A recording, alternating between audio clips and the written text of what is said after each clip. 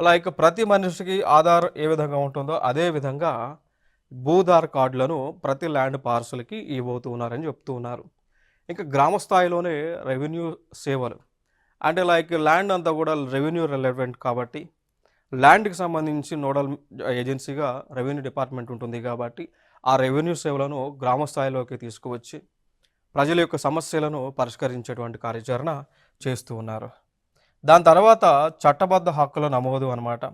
So, దాని తర్వాత ఏం చేస్తున్నారంటే చట్టబద్ధంగా యాజమాన్యపు హక్కులను ఇస్తూ ఉన్నారు. ఇక దాంతో పాటు భూ సమస్యలను శాశ్వతంగా పరిష్కరిస్తున్నారు. సో, ప్రజలకు ఎటువంటి సమస్యలున్నా కూడా శాశ్వతంగా పరిష్కరించేటువంటి కార్యక్రమం చేస్తూ ఉన్నారు. అండ్ సాదా బైనామా భూములను క్రమబద్ధీకరణ చేస్తూ ఉన్నారు. సో, ఎవరైతే పెండింగ్‌లో ఉన్నాయో అవన్నీ కూడా డిజిటలైజేషన్ చేయడం, అవి ఆ ఇష్యూస్ అన్నీ కూడా రిజాల్వ్ చేస్తూ ఉన్నారు. పకడ్బందీగా మ్యూటేషన్ అంటాం. అంటే ల్యాండ్ అనేటువంటిది మనం ఒకవేళ అమ్మితే గనక పకడ్బందీగా ల్యాండ్‌ని ట్రాన్స్‌ఫర్ చేయటం.